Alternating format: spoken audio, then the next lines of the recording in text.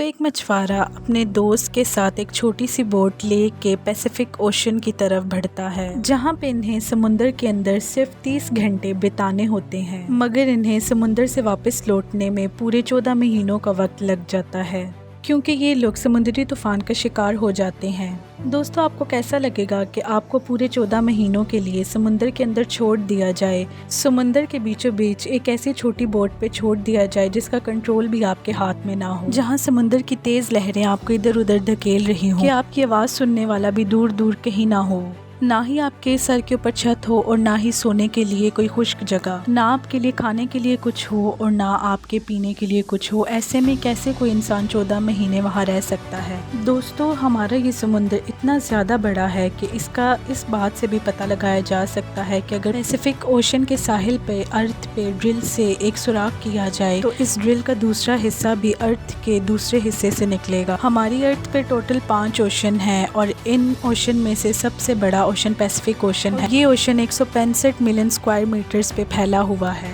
दोस्तों, आपको ये बात जान के हैरानी होगी कि अगर हमारी अर्थ का वो हिस्सा जो खुश्क है, अगर उससे पैसिफिक ओशन में डाल दिया जाए तो हमें पता भी नहीं लगेगा कि वो हिस्सा अर्थ का कहाँ गया, इतना गहरा है ये। पैसिफिक ओशन में चंद आइलैंड मौजूद हैं, वो भी ऐसे हैं कि वो इसके सामने एक डॉट की तरह है। इसका मतलब ये है कि अगर यहाँ पे कोई गुम जाता है तो इसके चांसेस बहुत कम है कि ये दोबारा मिला जाए। लेकिन दोस्तों, आज इस कहानी में हम एक ऐसे इंसान के बारे में बात करेंगे जो कि पैसिफिक ओशन में गया था, बिल्कुल अपनी छोटी सी बोट पे, जिसने वहाँ पे 438 डेज गुजारे।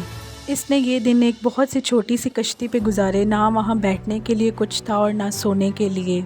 इस शख्स ने 438 दिनों तक अपने आप को इस बोट में ज़िंदा रखा। इस शख्स ने एक्सीडेंटली ऐसा वर्ल्ड रिकॉर्ड बना दिया था कि शायद कोई भी इंसान इस वर्ल्ड रिकॉर्ड को तोड़ नहीं पाएगा। समुंदर में सबसे ज़्यादा वक्त गुजारने का ये रिकॉर्ड जॉर्ज सल्वाडोर अल्वेंगा के पास है। अब सोचने की बात यह है कि इस समुंदर के अंदर ये 14 महीनों तक कैसे ज़िंदा रहा। ये बात है 2012 की, जब मैक्सिको के एक छोटे से गाँव कोस्टा एजोल से ताल्लुक़ रखने वाला जोस एलोरिंगा नामी ये शख्स रूटीन के मुताबिक समुंदर से कुछ किलोमीटर दूर मछलियां पकड़ने जा रहा होता है। जोस की उस वक्त उम्र लगभग 32 साल होगी और ये अपने गांव का सबसे एक्सपर्ट मछेरा भी था। ये अपने एक साथी को लेके इस छोटी सी बोट पे निकल जाता है और इनका ये प्लान होता है कि सिर्फ ये 30 घंटों तक इस समुंदर के अंदर रहेंगे और ये काफ़ी सारी मछलियाँ भी पकड़ेंगे।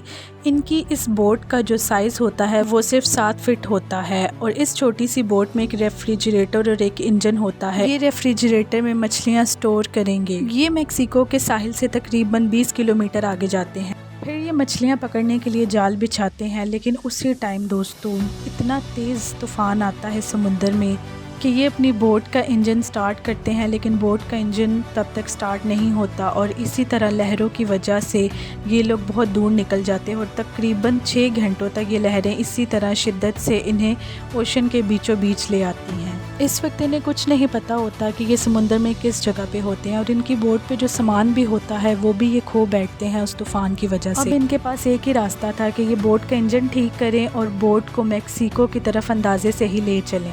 जोस बोट का इंजन ठीक करने में कामयाब हो जाता है, लेकिन इनसे इस वक्त एक बहुत बड़ी गलती हो जाती है कि जो इन्होंने प्रिडिक्ट किया था मैक्सिको जाने का रास्ता, वो बहुत ज़्यादा गलत था। ये लोग ये सोच के तकरीबन 5 घंटे अपनी बोट को मैक्सिको की तरफ भगाते हैं। ये समुंदर की ऑपोजिट डायरेक्शन में जा रहे हैं, लेकिन यहाँ तो इन्हें दूर दूर तक कुछ भी नहीं मिल पाएगा। पूरे 5 घंटे तक बोट मुसलसल चलती रहती है और आखिरकार बोट में फ्यूल ख़त्म हो जाता है। जोस और उसका दोस्त काफ़ी अफसरदा होता है और ये सोचते हैं कि न जाने हम कहाँ पे आ गए हैं। अचानक दोस्तों समुंदर में फिर से बहुत तेज़ तूफ़ान आता है और ये लहरें इनकी बोट को फिर से समुंदर के बीचों बीच धकेल देती हैं। जैसे जैसे वक्त गुजर रहा था, जोस और उसके दोस्त का बच पाना बहुत मुश्किल हो गया था। ये एक ऐसी लोकेशन में पहुँच चुके थे जहाँ सिर्फ और सिर्फ चारों साइड पे पानी ही था। इस पॉइंट पे दोस्तों ये मैक्सिको के शहर से 22 किलोमीटर दूर आ गई थी। जोस का दोस्त ये जान चुका था कि अब इनका बच पाना बहुत ज़्यादा मुश्किल है। इसके दोस्त को इस बात का अंदाज़ा हो गया था कि अगर ये ज़्यादा देर तक समुद्र में रहे तो गर्मी की वजह से और भूख प्यास की वजह से ये देर तक जिंदा नहीं रहेंगे और जो खाना ये अपने साथ लाए थे वो समुद्री तूफान में ही कहीं गिर गया था। दोस्तों ज़िंदा रहने के लिए इन्होंने हर एक मुमकिन कोशिश की। इन्होंने अपने हाथ से परिंदों को पकड़ना शुरू किया और इन्हें खाना शुरू किया। जो भी परिंदा इनकी बोट पे आके बैठता था ये उसे पकड़ लेते थे। और जोस इतना एक माहिर मछेरा था कि जो भी मछलियाँ इसकी बोट के इर्द गिर्द होती थी ये हाथ से ही उन्हें पकड़ लेता था। इन्हें इस चीज़ का भी अंदाज़ा था कि समुंदर का खारा पानी पीने से इनकी बॉडी डिहाइड्रेट होगी, इसीलिए इन्होंने बारिश का पानी अपनी बोट में ही जमा करना शुरू किया। इन्होंने ये पानी अपनी बॉटल्स में सेव करना शुरू किया।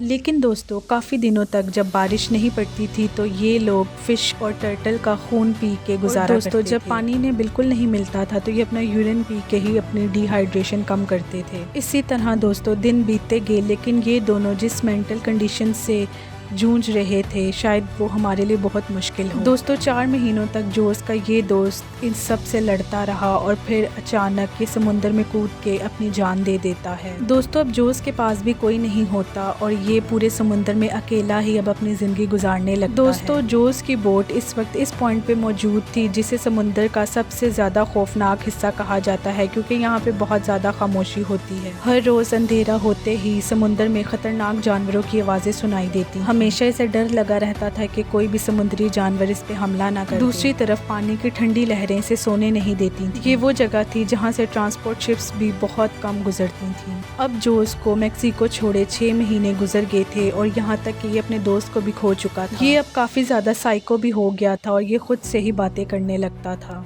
दोस्तों 6 महीनों के बाद 12 फीट लंबी से कार्गो शिप नज़र आती है। ये 6 महीनों के बाद एक शिप को अपनी आंखों से देख रहा था, लेकिन शायद कार्गो में मौजूद कोई भी शख्स इसकी छोटी बोट को नहीं देख रहा था और जो उसकी आंखों के सामने से उसकी पहली उम्मीद बहुत दूर चली जाती है। इसने उस बोट के पीछे काफ़ी आवाज़ें लगाईं, लेकिन इन्हें इसकी छोटी सी बोट नज़र ही नहीं आई।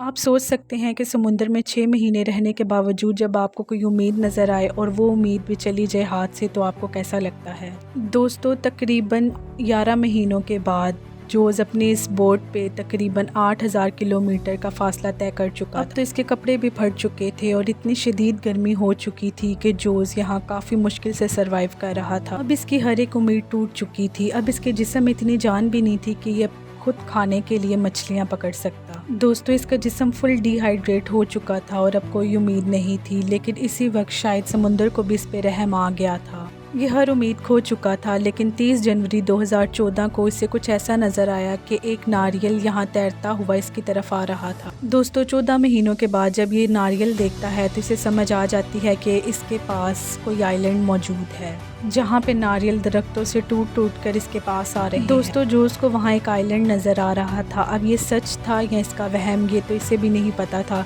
ये फ़ौरन उस आइलैंड को देखता है और बोट में से कूद जाता है, क्योंकि अगर वहाँ सच में कोई आइलैंड था तो ये इसे मिस नहीं करना चाहता था। और फाइनली दोस्तों ये इसका कोई वहम नहीं था, ये सच में एक आइलैंड था। इसीलिए बिना सोचे समझे ये एकदम समुंदर में कूद गया। इस वक्त एक आदमी 438 दिनों के बाद आइलैंड पे खुश्की पे अपना कदम रखता है। वहाँ पे से एक आदमी का घर नजर आता है। 14 महीनों के बाद जोस किसी इंसान से मिल रहा था। इसकी खुशी का कोई ठिकाना नहीं था।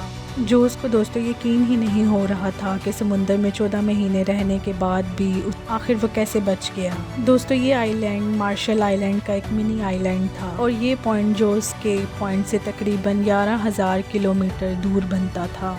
जोस ने इस छोटी सी बोट पे तकरीबन 11,000 किलोमीटर का फासला तय किया। जोस अगर ये पॉइंट मिस कर देता तो इसका ज़िंदा रहना बहुत ज़्यादा मुश्किल हो जाता। फाइनली अब इसे प्लेन पे बिठा के अपने शहर मेक्सिको भेजा जाता है। लेकिन दोस्तों जब ये अपने शहर पहुंचता है तो इसे पता चलता है कि इसके गुम होने के बाद इसकी बीवी ने दूसरी शादी कर ली थी। इसे ये सब देख के अपने सफ़र पे थोड़ा बहुत दुख तो होता है, लेकिन इस चीज़ की इसे खुशी होती है कि ये आखिर जिंदा बच गया। ये भी अगर अपने दोस्त की तरह हिम्मत हार जाता तो ये भी जिंदा ना बचता। इसीलिए हमें किसी भी हाल में हिम्मत नहीं हारनी चाहिए।